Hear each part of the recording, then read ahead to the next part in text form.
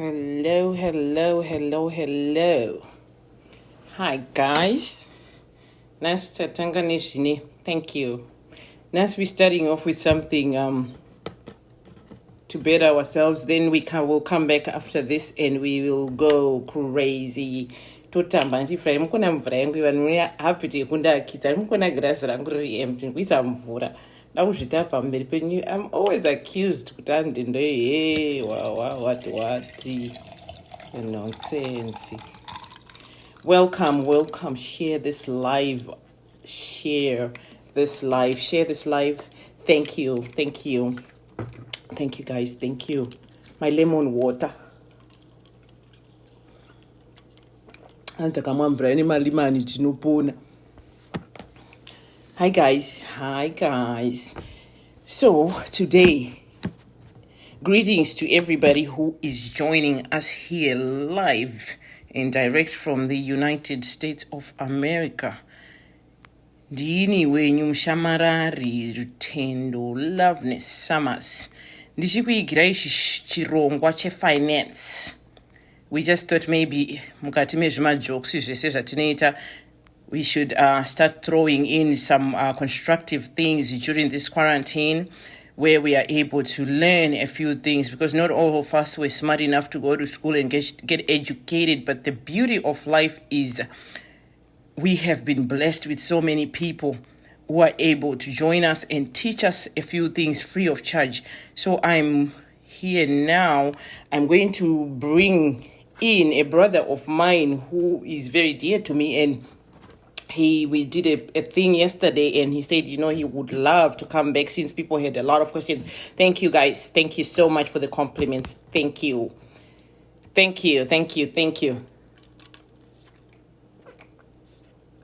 So we were talking finances yesterday. We were talking about money. Kungodzidzisanawo tuma things kuti mari tinoseva. Say this is going to be a very short program, Manzwa. It's going to be going according to time, because after this then we go into our crazy stuff that we normally do. But I wanted to fit this in today. Kuti teseti kwanse kunzwa free information, healthy information, something that could help build our lives, change our lives. Ndakavhara skana ndichazavhura time yanzvadzi yangu iri kuuya pasaka I really have to be a bit decent. Azvizoduva waito zvipajekerere kudaro. So I'm here about to bring in my brother who is going to teach us some stuff about money. He has been in the industry of finance for a good while, so I'm going to kindly get him on here and he can be able to teach us one or two things. I'm hoping we are able to see him on video, because that's the plan video. Meanwhile, you can watch him talk and muchidaro muchibvunza mibvunzo, and we'll be able to get your questions answered kune vari kudawo kudzidza. So I'm about to call in my brother here, Mr. Simba Usore. Hi everybody. Hello. Let me see if this works. Is this working, guys? Can you see him? And can you hear me loud and clear? Can you see our guest and can you hear him? Ndiratidze one my love my likes kuti muri kunzwa guest yedu. Hello. Can you see? Hi everyone. Hold on to make sure to volume iri loud and clear panapa. Muri right here sekuru? No, ndiri voatete zviri kudini? Ndiri nani upenyu rudini kwe? Hey, kwedu kunoko takangozvivharira. Ndizvo, you have to do that, because if you don't hazviperi mushe zvinhu zvazvinaumira mushe kunzoko. That's so true. Anyway, I'm going to just get you in here, do your self-introduction, and let's just cut straight to the chase. Tite zvatafambira. Absolutely. So, hi gang. My name is Simba Usore. Ndrisamanyika asina accent. Unfortunately. Because ndakakurira Harare. Then ndakakurira kwa Mutare. Deep Manyika accent. So my background, I've worked in the US banking industry for 10 years. In the process, I was a certified financial planner, a licensed banker, all that good stuff. So a lot of what I will talk through, excuse me for those of you who are not from US, it may apply to just one US, but I believe these principles that apply to everyone, right? Because ultimately we want to, I love financial literacy. Let me start off by saying that I love talking about finances. I've talked to a couple of Zimbabwean groups in person, only because I'm very passionate about this. Why? Because growing up, one of the things our school system has never done is to teach us how to manage our finances. So as we start working, as we start going through life, we start figuring things out, right? But I was fortunate, Kutijo, in my banking career, I then got to work with other financial planners, even as I was learning, and then learned some principles which I've even applied to my own life. So I want to share these principles with all of us. I appreciate that. Right. Now, let's understand from the get-go, a principle is to help guide us, right? Is to help guide us in terms of being self-disciplined. Now, first thing I'll ask your audience. I don't know if time will, let me try this. First thing I'll ask our audience. We often hear the phrase, live within your means. What's your understanding of live within your means? Ndimuri that question, guys. What's your understanding? Write it in comments. What's your understanding of living within your means? That's a phrase that's thrown around a lot of times. So I want to start off from there. What's your understanding of live within your means? We're going to make it as interactive as possible, right? Right. Because here the matter is very practical. So I want to be practical, and I like to stay practical. What's your understanding of living within your means, guys? Can I live within your means? When it's said to you, not somebody just wrote here, not spending above your income. Not spending above your income. Great. And somebody else wrote here, debt to income ratio. Debt to income ratio. And okay. Somebody else wrote here, don't spend what you can't afford to spend. Easy. Don't overspend what you don't have. Don't overspend. Okay. I want to. So let's go with those ideas for now. Let's go with those ideas. Don't spend what you can't afford. This one stuck out to me. How do you know what you can afford? Someone said not taking things on credit is living within your means. Not taking things on credit is living within your means. Yes. Okay. I'm going to maybe shock some of us here, right? Or for some of us, we may already know this. Now, it's been proven statistically that at least 70% of the world's population, 70% of us, so I'm saying 70% of us watching, we live above our means. Right? Yes. But then, how do you know you're living above your means?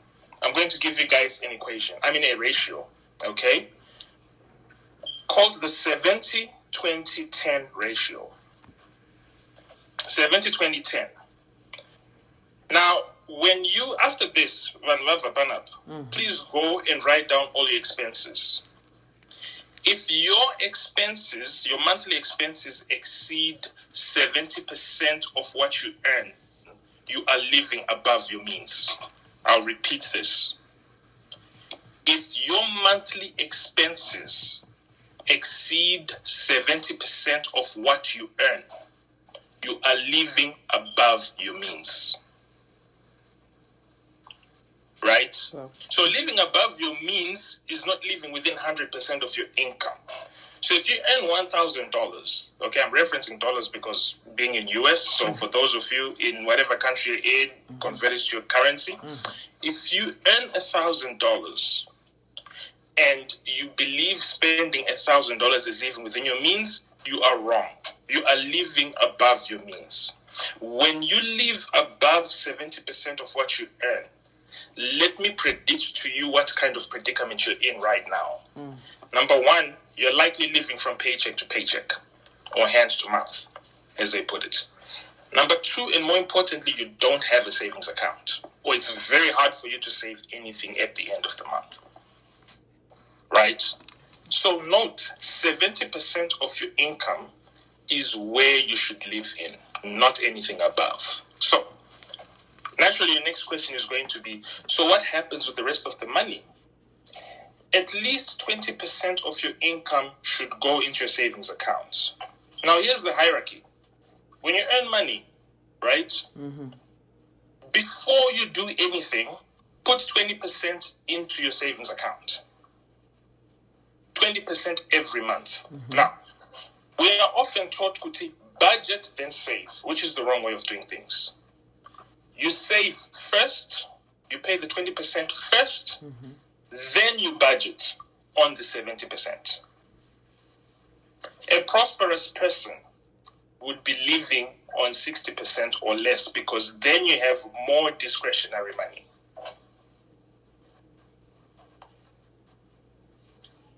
Right? Did I just shock some people there? Myself too. I'm just going to end up in the Mterere mode. Right? So at 20% that you save, right? Questions then come. Okay, actually, let me back up before I go to the savings, because I would want to spend more time on savings, right? Because I'm so passionate about people saving money, and especially in these times we're in, where some people have either lost income or their income has been reduced. And when you don't have savings, it becomes very tough to imagine, how do I live to the next day, right? But let's talk a bit about your 70%, right? Within that 70%, because Zimbabwe is a good number of us in the diaspora, include even money that you send to support family back home. That should all be in the 70%. Right? Now, when you go back after this to work out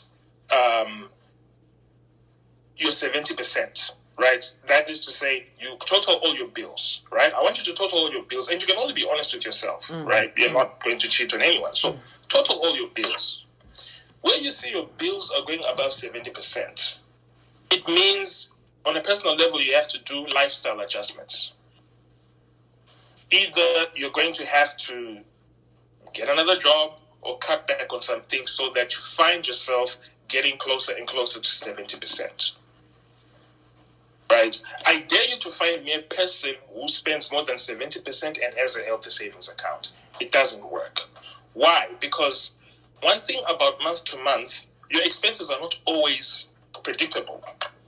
That's to say, you could have, there's this joke that goes around, you're saving for an African is hard because you get a call, you go to your grandmother, they swallowed a razor.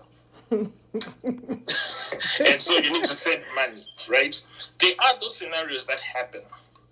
But you have to have the discipline to say, so these which are my regular costs that allow me to live day to day, or month to month, right? For you to have a comfortable life, you must make sure what you spend does not exceed 70% of your net income. Right? I should have actually highlighted that, of your net income, not your gross, of what gets into your bank account. So when you see that cash gets into your bank account, 20% of that immediately goes to your savings account. Right? I mentioned the 10. And the 10%, so here's what I learned, right? What you find with wealthy people, they always set aside money to give, and it's to give to whatever cause they believe in, right? When you always hear people like start donate, and like I said, because at the time that I was in the branches, I only used to deal with people who had $25,000 or more in their accounts. So they always set aside at least 10% for giving to get my tax break. So either they're giving to a charity, some people, depending on your faith, you're giving to your church, whatever, but giving to some kind of cause. This is how they end up having money to give to a cause, because they're deliberate about planning on what they earn. Right? So what you give doesn't come from your 70%. It's now coming from that 10% that you set aside. Right. Now, on your savings, right, I said 20% has to go to your savings every month. A question that will always arise is, how much savings is good savings? Right? That's the question that always arises. How much savings is good savings? Good savings, you must aim to have 6 months savings in your account. When you say 6 months savings, are you talking about 6 months of that 20%? 6 months of the expenses. So let's go back to our example of earning $1,000 a month, right? And your expenses are $700 per month. If your expenses are $700 per month, 700 times 6 is $4,200. Okay. So your savings account, you must aim to get to $4,200. That's what you must keep as savings. And then you can start saying you have a savings account that is... Then you can talk about having a savings account. Now, a survey that was done here in USA, Tete, and I want to do this small exercise with us, right? And like I said, unfortunately, for those who are not from US, you might feel a little left out, but I want to show a lesson here, right? Money is money. We will learn something from it, all of us. Right. A survey that was done in USA said that at least 2/3 of Americans don't have a minimum of $1,000 in their savings account. This survey was actually done by the Federal Reserve Bank, right?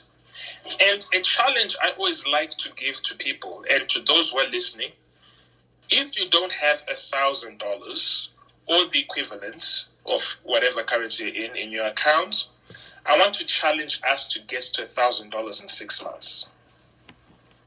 Right? Now, you're going to ask me, how do we do that? Very simple. Now, think about it in these terms, right? In a week, okay, life being life in USA, your mornings in a normal day, minus Corona, in your regular day, which is Corona-free, in the morning you go to Starbucks to get your coffee. How much do you spend there? About $5, right? $5, yes. Yeah. And then in the afternoon, you buy yourself lunch. Let's say lunch is about what, $10? $10. Conservatively? Yeah. Okay. And so that's $15 a day, right? $15 a day by 5 days will give you about $75 a week, right? $75 a week times 4 weeks in a month. That gives you $300 a month that you've used, right? $300 a month times 6 months. That's giving you $1,800 that you're using each time you go to these fast foods, buy coffee, all this and all that. Now, take a step back and choose to make your own lunch from home. You don't have to eat anything fancy because you don't have anything to prove to anyone, right? That's right. Take a step back and prepare your own coffee. And I dare you, that money that you use each month to pay for your Starbucks coffee or to pay for lunch, I dare you, if you put in a savings account, I dare you if you want to get to $1,000 within 4 months. By just lifestyle changes. Well, so the tragedy...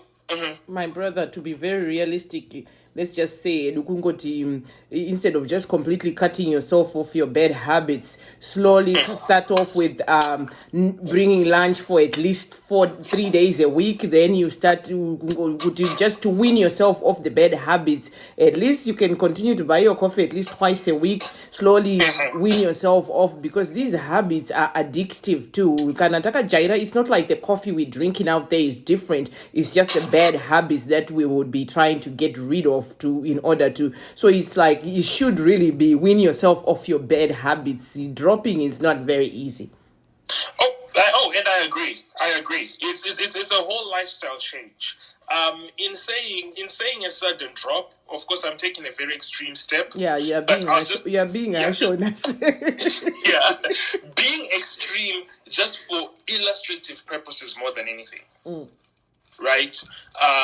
Being extreme just to say, look, I want you to understand that in 6 months, as you do these daily habits, you're spending 1,800.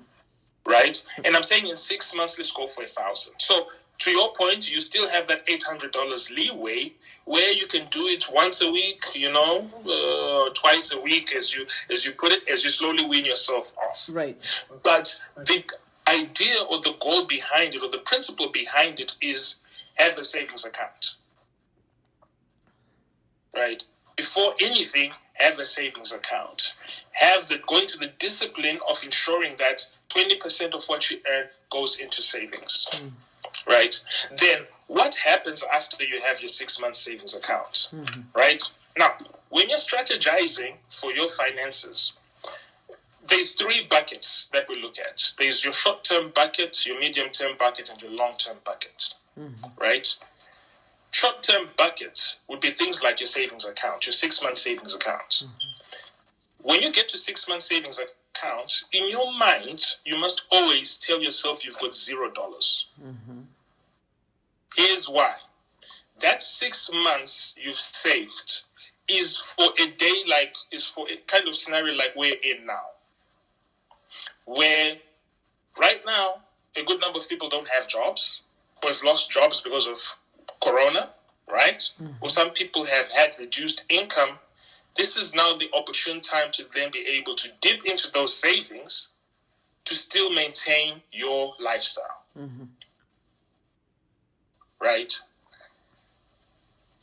Then we talk about the medium term. The medium term is now anything that you are saving over and above your 6 months that you've reserved.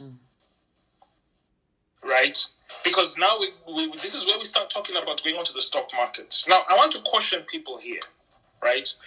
A lot of folks are quick to rush to the stock market. Money that you have in your savings that covers your 6 months expenses must never, ever, ever be put in the stock market. Why? Because that's your emergency fund. Your emergency fund must always be in a guaranteed instrument. So if you don't want to keep that in a savings account, in US, for example, you have an option to put it into treasury bills. Not the treasury bills that was Zimbabwe, because those ones have been a bit suspicious. But you have an option to put those in a treasury bill, like short-term treasury bills, which are like 3 weeks, 4 weeks, whatever. But so that when an emergency comes, when the unexpected happens in terms of your income, you can dip into that. Meanwhile, can you kind of explain treasury bills? Okay, so treasury bills. Okay, so in US, right, you've got treasury bills and treasury notes, right? So you have those which are 30 years. Treasury bonds, not notes. Treasury bills and treasury bonds. Treasury bonds, stay away from unless you're buying it for a child who's just been born, because those ones mature in 30 years, right?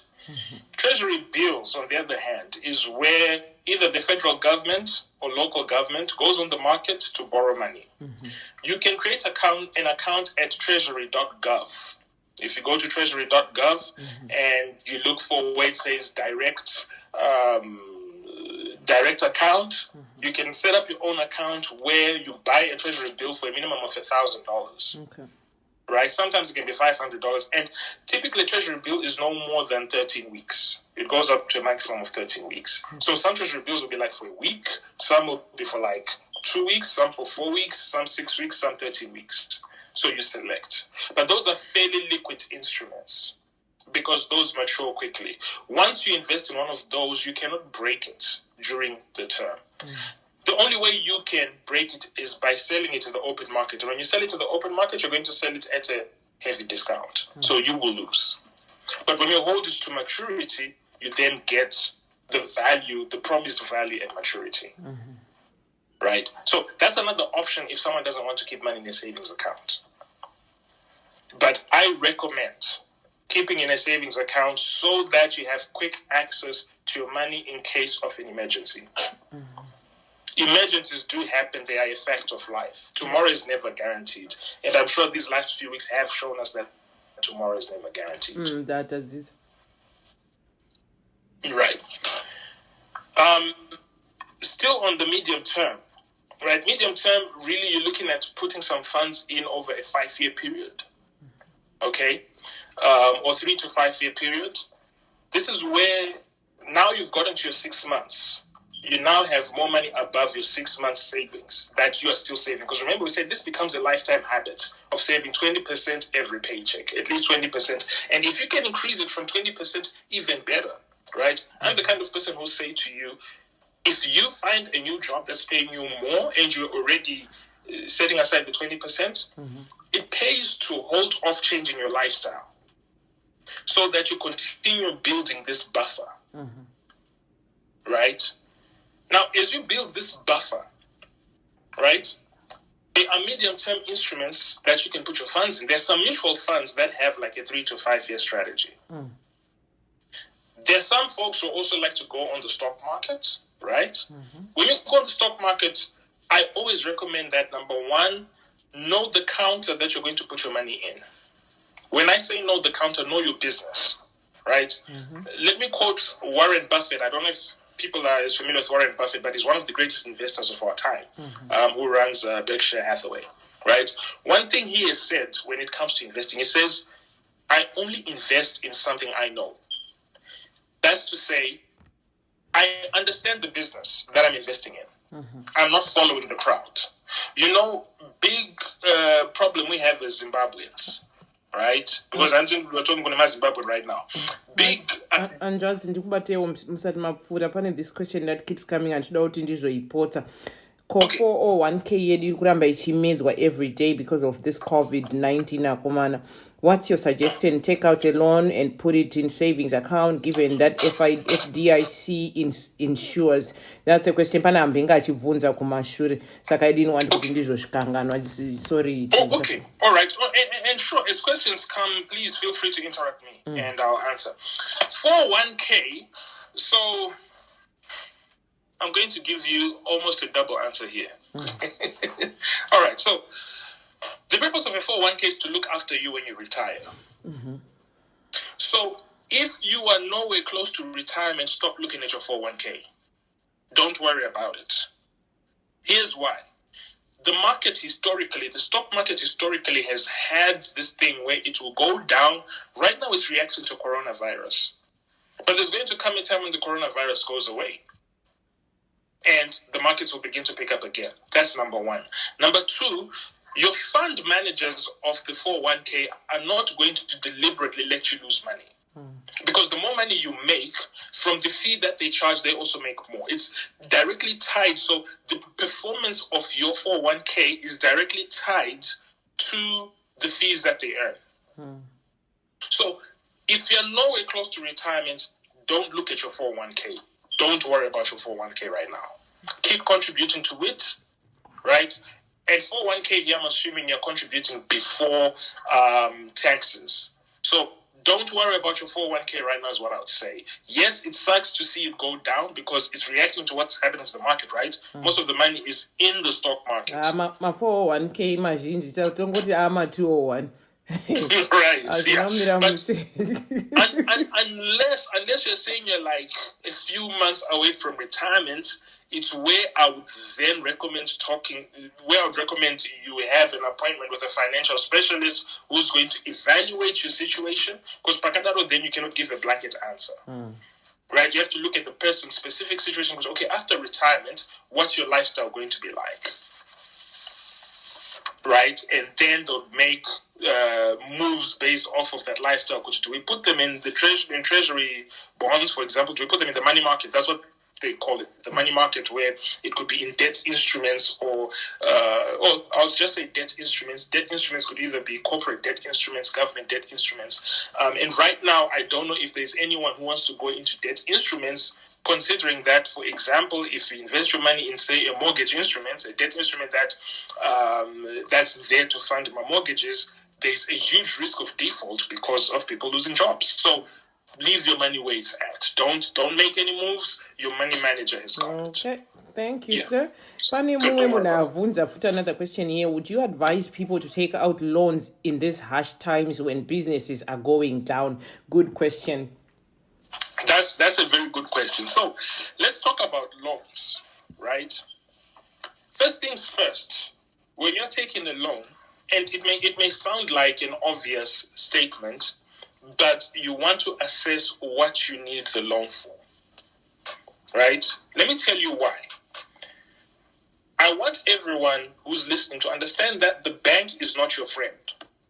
I'm speaking as one who worked in the banks. The bank is not your friend. The bank is in business to make a profit, right? So a bank can tell you that you qualify for a loan. For argument's sake, a bank can say to you, you qualify for a loan for $10,000. And maybe you don't need $10,000, or likely you cannot afford to pay back $10,000. The banks will use these algorithms to say to you, you qualify for $10,000, for example, right? You don't need $10,000.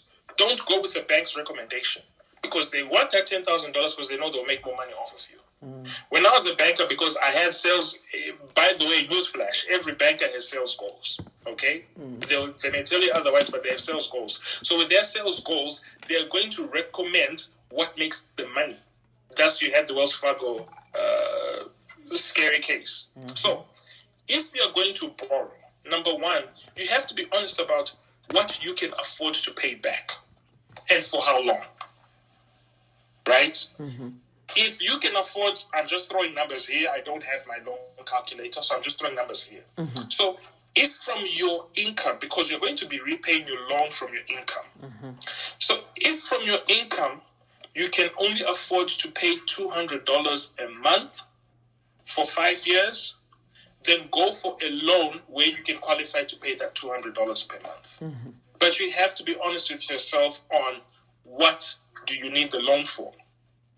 Because if you take a loan for the sake, here's what I want everyone to understand, okay? You have good loans and you have bad loans. All right?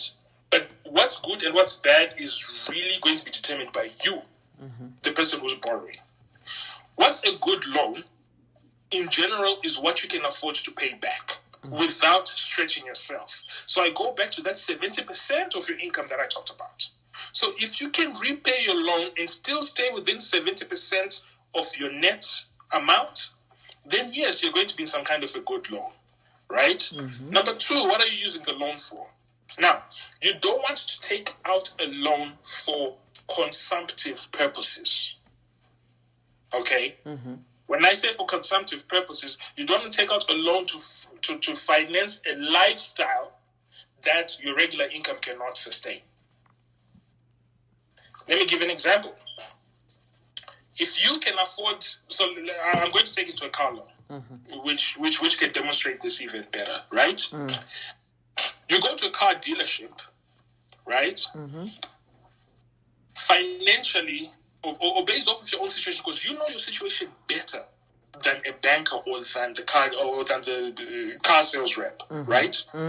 So you go to a car dealership and you can afford a car for $5,000. I'm just throwing numbers again. your car dealer is going to tell you, actually, we can qualify you for 10,000. Right? They always now you're going for 10,000 because the $10,000 car looks better than the $5,000 car. Right? And it's going to feel good that you're in this $10,000 car over this $5,000 car. But let me tell you how you're going to rob yourself of peace of mind and how this becomes a bad debt. This $10,000 car is now going above your 70%. So guess what? You're going to stop saving. And your savings is going to go into an asset that does not appreciate, into an asset that depreciates. So that's money you're literally flushing down the toilet. Right? But the $5,000 car, because you can afford that within your 70% and you can still afford to save, that then becomes good debt because you're not stretching yourself. And so even if you then find yourself outside of a job because this car is still within your 70%, you can still pay it. You get my point? So, would I advise you borrow? Be honest with yourself and assess if you really need that loan. So, in other words, avoid taking a loan if you can and just settle for within your 70% until things get better. Until things get better, yes. That's what I would rather. Even if you have a credit card right now.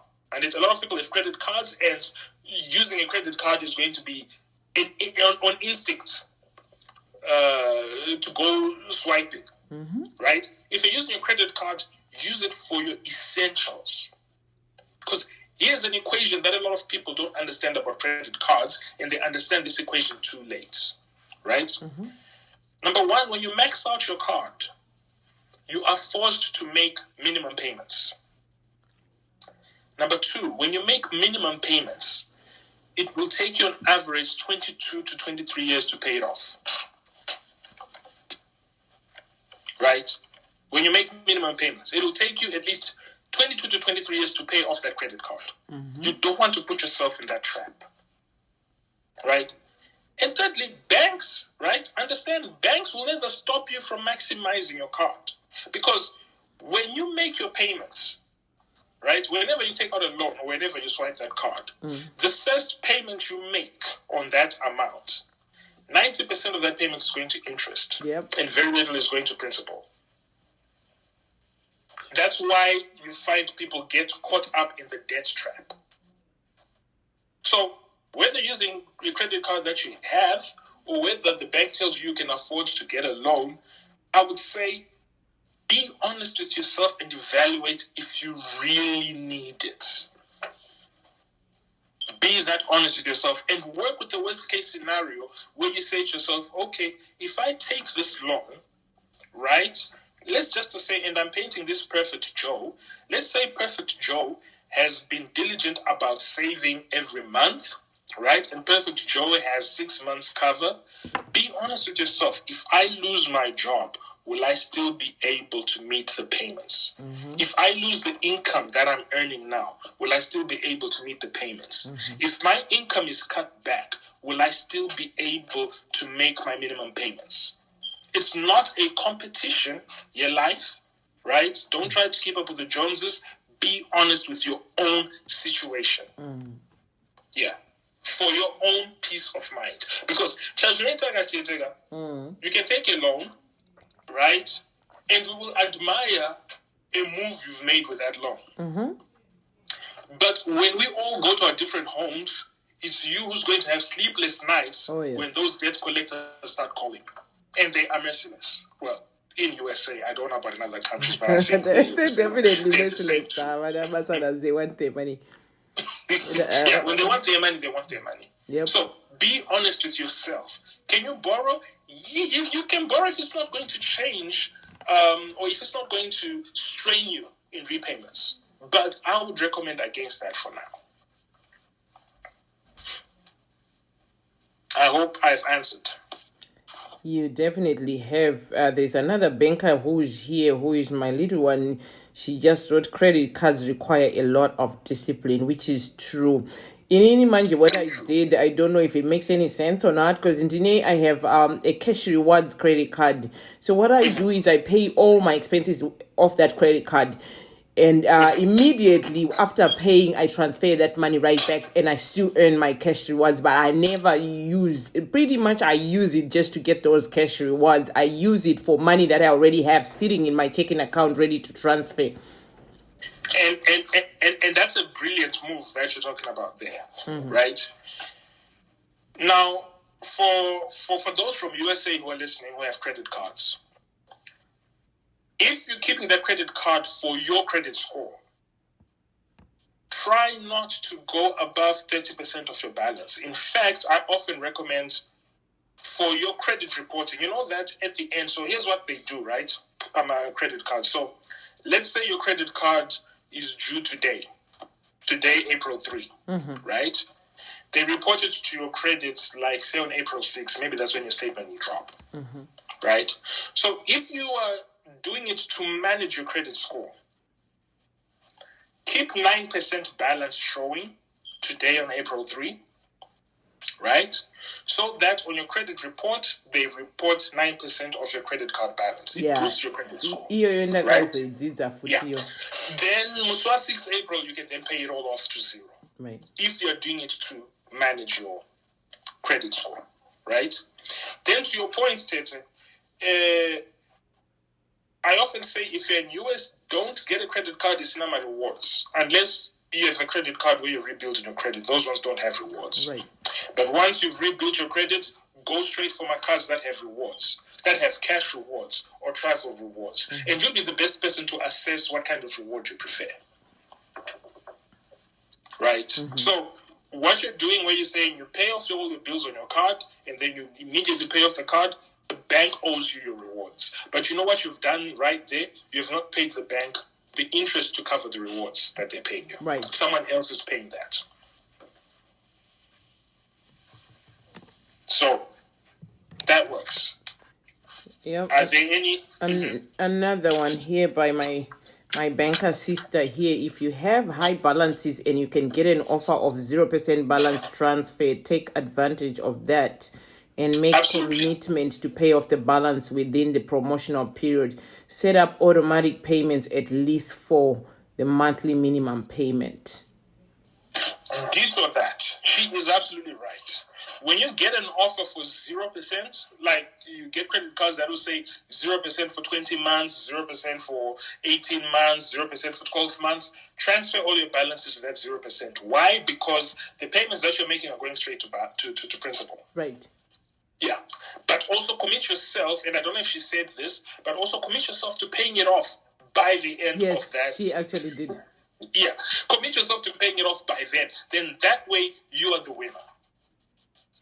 Wow, this is so good. So I absolutely agree with what she said. All right. Are there any questions? Any questions, guys? And there are a lot of people who are being very thankful here. Tambi, Hela, it was very insightful. Thank you. The savings is good, but you can you touch on the interest part? On the interest of savings. Okay, so let me say this. Any savings account doesn't pay good interest. That's just fact. So don't ever think to yourself that if you keep money in a savings account, you're doing it for interest, for earning good interest. You're actually doing it so that you have an emergency fund to lean on. Yes. Yeah. If you want to earn good interest, I had stopped on the medium-term planning. There's your long-term planning. That's where, again, you can go to mutual funds or you go into the stock market and you keep your money there. Like you buy shares or you put it in a mutual fund, get your certificate, throw the key, and forget about it. Wow. Right. That's where you get good interest. Now, for those in USA, you can get good interest by signing up for some of these online savings accounts. Like, for example, I know, I don't work for any of these companies, by the way, but these are just coming into my mind. HSBC Online Savings, Capital One Online Savings, American Express Online Savings. They have good rates. Okay. There is a question here. There is a question here, Sekuru. Before we keep moving, let me just read out. Tulani Nyemba say thank you so much, especially about not using above 70% income. And Maita Pakuru, thanks to our guest, can they talk briefly about tax returns? Then another quick question here. What about buying gold and silver coins as a way of saving your money? Ndungo kukandira use my questions right so you can have them lined up. And another one says, did you recommend treasury bonds or the other one? Please clarify. I didn't really catch it. Okay. All right. So let's start with the tax question. I'm not a qualified tax consultant, so I couldn't comment on tax returns. Do a future show where I can bring those special people who can talk about my taxes as well, because I do have several people close to me that can help me with this, so people can get some light to that. Yes, please. If you do that, that'll be great, because I'm supposed to pin some right. I know nothing. Right. Then let me jump to this one. Did I recommend treasury bills or treasury bonds? Mm-hmm. I was recommending treasury bills for short term. So if you choose, you don't want to keep your money in a savings account, mm-hmm. I recommend treasury bills, which are like 4 weeks. There's some for like 7 days, 14 days, 21 days. They'll have 6 weeks, 12 weeks, or up to 13 weeks, right? Those are very short term. So those are the ones that I recommend, right? Okay. So just to clear that, a treasury bond is usually about 30 years. And a treasury bond that you'd rather buy for a baby, for example, that's who you'd rather buy a treasury bond for, because then when they grow up, when they get to their 20s and all, they can cash out that treasury bond. Okay. And, so if you're doing for future planning, I would say, sure, go ahead and do a treasury bond for your kids, but not, for your own. Then there was a question on, do you recommend investing in gold and silver? So here's what I would say with regards to that. As far as a saving strategy goes, don't invest in anything that's not FDIC insured if you're in USA. Or in the countries that you're at, don't put your savings account in an instrument whose price is not guaranteed the next day. The price of gold is not guaranteed the next day. The price of silver is not guaranteed the next day. You can buy today at one price, tomorrow the price will change on. Right. It may go down, it may go up. Right.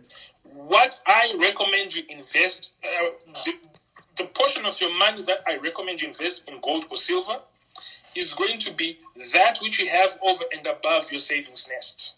So I said your savings nest should cover 6 months of your expenses, right? Mm-hmm. So anything you have from month 7 onwards, you can invest in gold and silver. Why? Because if today you invest $1,000 in gold, mm-hmm.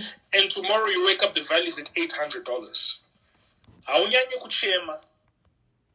unlike if you put all your savings funds there, and when it falls down, it means you have compromised your own safety net.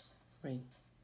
Yeah. So that extra income, right? So if I know I've got this $500 where I can afford to lose some from there, and I'm not saying money I want to go lose, by the way. I'm just saying we are comparing the level of pain based off of the plans you have for the money. Mm-hmm. Right? So if I'm saying this is my play money for investing, right? Yeah. I have to go with a clear mind that I could also lose this money, because there is no guarantee. Tomorrow in yeah. Past performance is not a guarantee of future performance. It can give you a guide, right? Like I've seen how people have rushed into the Bitcoin frenzy, right? There was a time where when you entered the Bitcoin market, you would make so much money, right? But now it's not guaranteed, because some people have gone in now, and I know quite a few people who went in and have lost money. Yep. Right? Because they bet the farm on that. So, yes, going to gold, going to silver, understand the trends that drive the prices of gold, that drive the prices of silver. Mm-hmm. When I say understand the trends, understand the production of gold, right? How is valued? what I guess what the future holds in terms of productivity of gold, right? All those factors. I'm trying to think what are the factors going to gold, but you have to do your own extensive research on gold so that when you invest, you're investing with knowledge. Remember, I quoted Warren Buffett, who's one of the greatest investors, who says you must understand what you're investing in, right? So if you're rushing for gold just because you read other people say it, you might burn your fingers. You need to but when study you it, understand how gold works, when you understand how silver works, when you invest, you're investing from a more informed position. Thank you. Right. Great information. Mr. Usore, Pani, I want to ask a couple of questions. Are these card terms only for banks in the US, or it's general credit card take worldwide? I have never really tried understanding how credit cards function. I am in Germany. Else, thank you very much for the insights. Right. So a credit card. Yeah, so let me. Comments if you have information, just write my comments so we can actually help each other out, because I know there's quite a few bankers here, and we can all help each other get this done. Lovely. A credit card, for those who are trying to understand how it operates, essentially it's where the bank is saying to you, you have this, it's not a loan, right? So we want to differentiate between a loan and a line of credit. So what a credit card does is you have your card that says, hey, the bank is saying to you, hey, we're going to give you $1,000. So you have the option of using the whole $1,000, or you can use part of the $1,000, right? Now, when you use, each bank has its terms of what's the minimum you can pay them back on, right? Some banks, I think, I know a good number of European banks. I just know this from the current job I'm doing. A good number of European banks and also American banks will ask for 3% of the outstanding balance as your minimum payment. So, example, if you use $900, right, your first payment could vary up to $27. Okay? So, where your first payment is $27, what I would like for everyone to understand is that from that $27, chances are $25 from that $27 is going to interest. And then the other $2 goes to your balance. So you'll find, if for those of you who have credit cards, if you look at your statements, you'll find that you'll make this huge payment, and then when your statement comes, you suddenly see, but principal Yango it looks like I only scratched the surface. I didn't pay off as much as I thought I'd pay off. Right? So, with that, yes, world over, they do have, each bank has its standards of this is the minimum you should pay. Some banks will have a credit card where they say, we want you to pay off the full balance. Like, for example, if you have an American Express card, some American Express cards will want you to pay off the full balance at the end of the month. Right? So then that restricts you as to how much you can swipe on that card, because at the end of the month they want the whole amount. Right? So, is a credit card bad to have? No, a credit card is not bad to have. What's bad to do is to swipe the credit card or is to indulge in spending that you cannot afford. So that's why I said earlier on, recommended balance limit you should get to is 30% of the credit card limit. So in other words, if you have a credit card limit of $1,000, in your mind, tell yourself, I cannot spend more than $300 at a time. Mm-hmm. Right?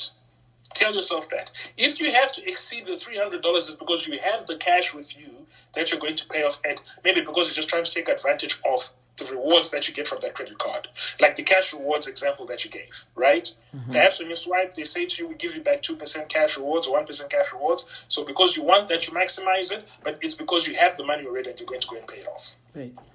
But if it's where you want to pay it off over a period of time, with $1,000 credit card, tell yourself, I only have $300. Mm-hmm. And if you swipe $300, give yourself 4 months to pay it off. 5 months at stretch. Mm-hmm. right? Now, when I say give yourself 4 months to pay it off or 5 months at stretch, you are not going to make minimum payments. You're going to pay more than enough to ensure that within the 4 to 5 month period, you've paid off that outstanding balance. Nice. Right? Banks charge the interest on the outstanding balance, so that's where they make their money. So I hope that very well informed you are, and thank you so much for coming here. One other question, because I'm going to have to what's the time on your clock? It's 12:37 here. It's 12:37. Okay, so we're going to answer a couple of questions. There's Lindsay here is saying, what's your advice on buying a house? I'm an empty nester. I was thinking about buying a 2-bedroom condo Atlantic Station, and people just need to live within their means. I only do cash, and my kids already learned this from me. She's the same person who's talking about buying a condo. I don't know if that's one part you can touch. Right. So as a rule of thumb, you never go wrong in buying property. Just as a rule of thumb, right? You never go wrong buying property. Properties are designed to meet our different needs. Okay? So you may feel the need for a condo, you may feel the need for a townhome, you may feel the need for an actual, standalone family home. And you can only make an evaluation based off of your own situation. So number one, when you are buying that, if you're going to fund it using a mortgage, make sure. Now, this is how mortgage companies will work out if you can afford a house or not, right? This is from a U.S. perspective, but I also believe this principle can work everywhere else. When you get a mortgage, make sure your repayments don't exceed 27% of your income. This is how mortgage companies see if you can afford. Right? They'll go to 27% and stretch 30%. But don't exceed 27% of your income as your monthly payment. You can still use this rule of thumb even for rent. If you're renting an apartment, check to see if the cost you're paying per month is equal to 27% of your income. If not, either look at increasing your income or when it's time to move to something cheaper. Okay. Right? We're trying to help each other not to live from hand to mouth or from paycheck to paycheck. Any tips on how to buy a house in Zim? First step, please. This one, I'll need people from Zimbabwe too. Okay, so we will make it a special day for that one. For Zim. Yeah, we don't want to be... So here's what I'll say though, because I did try to look at buying a home in Zim. And I'll speak from my experience, but I would rather someone who deals with it day in, day out, gives a better advice. So the experience I had, I wanted to use, you remember Stewart Bank, I think, was it like 3 years ago, 3 or 4 years ago, they came up with this product where they said, for diaspora, you'll pay 3% in US dollars for 5 years. Right? I was one of those who took the then MD, Lance Mabodiani, and I'm forgetting the other lady, to task on how are you guys going to package a mortgage where you say to us, you pay for 5 years at a fixed rate of 3%. And then after the 5 years, the rate is variable. And so when you look at the interest rates now in Zimbabwe, okay, and you're still paying that in US dollars, you end up being the loser, and the bank is the one that walks away with all the money.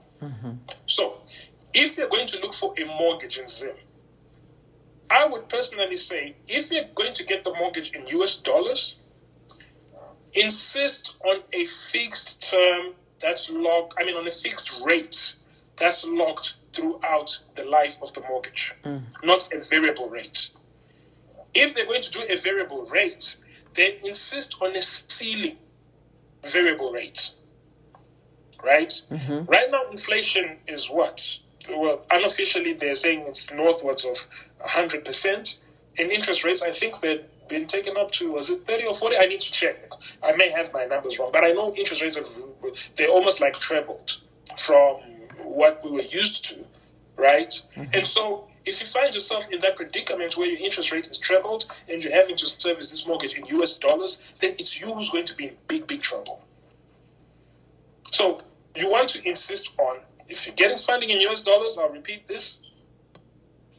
If you're getting funding in US dollars, I'm going to repeat this. You want to insist on a fixed rate for the life of the mortgage, or if it's going to be variable, there should be a ceiling so that you don't find yourself disadvantaged. That would be my knee-jerk advice.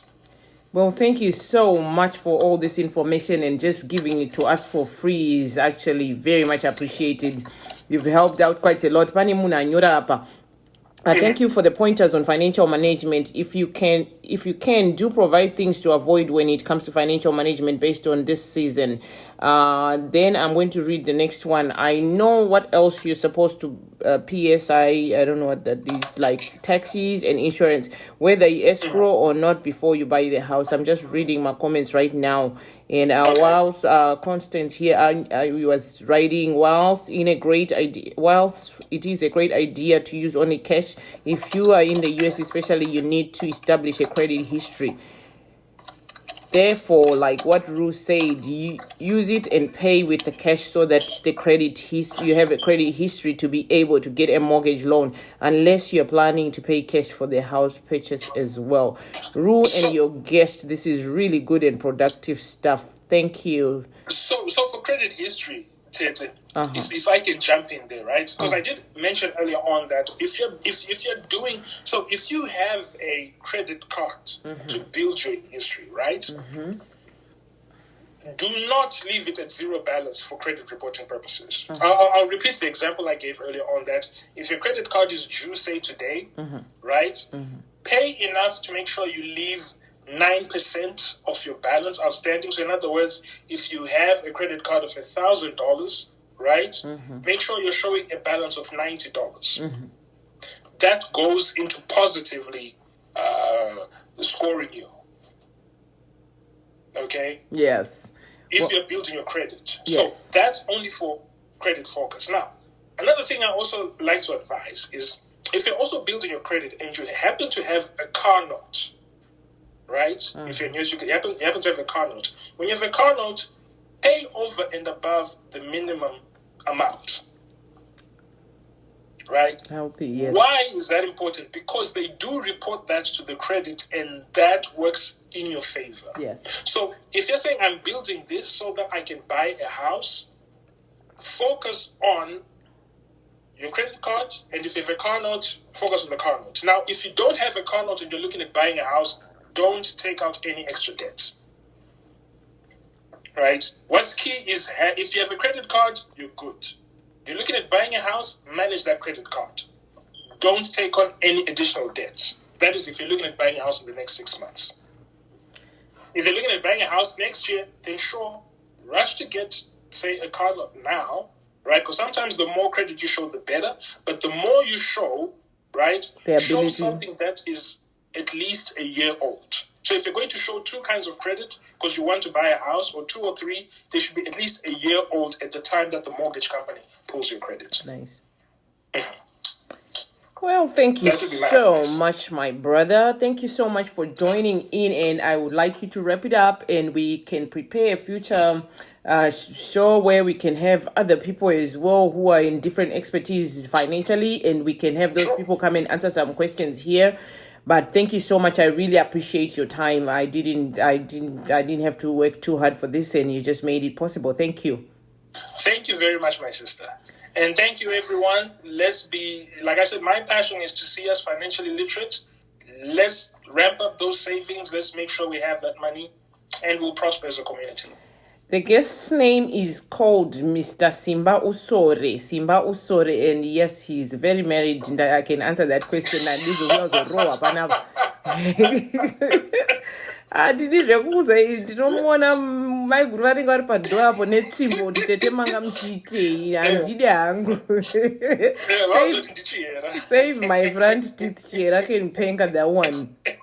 So that one is thank you so much.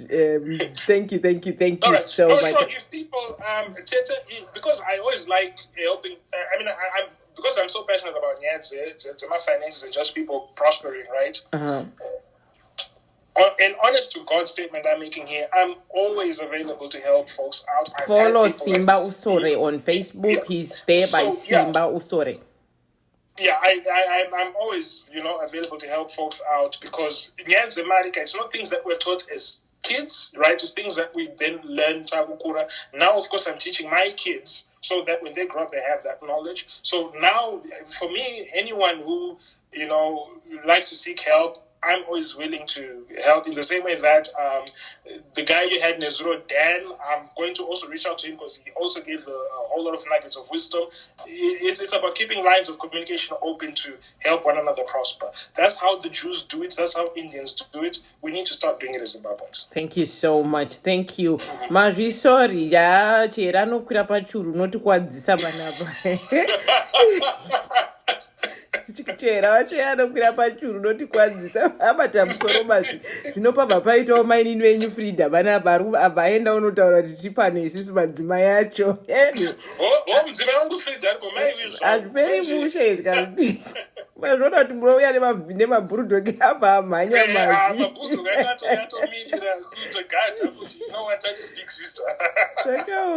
Anyway, thank you so much, my brother, and I will be inviting you again in the near future to talk more. Absolutely. Try it once every month to slaughter in something productive like this, and may God bless you and have a wonderful, wonderful weekend. Thank you.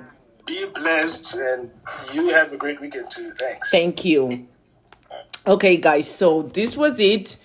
Very insightful, and I was very happy because we had a few people here who are actually in the banking industry. I saw my sister Constance here giving information, and please learn from it. Because you can never be perfect at everything. So this is a time to start things, like we said, get angry at the situation. Whatever is happening right now, get angry and get upset, hit your head on the wall and start thinking, what do I do next for me to avoid getting into a bad situation like this? There are people out there who actually are lost. They will be lost completely. They've lost their jobs. They've lost their finances because, those in the stock market, what's been happening. Things are looking crazy out there. So it's never too late to learn, and this is free education. You don't have to go into a college to sit down. We are getting educated through our fellow Zimbabweans, our sisters and our brothers who are already in the industry, who are willing to give us information.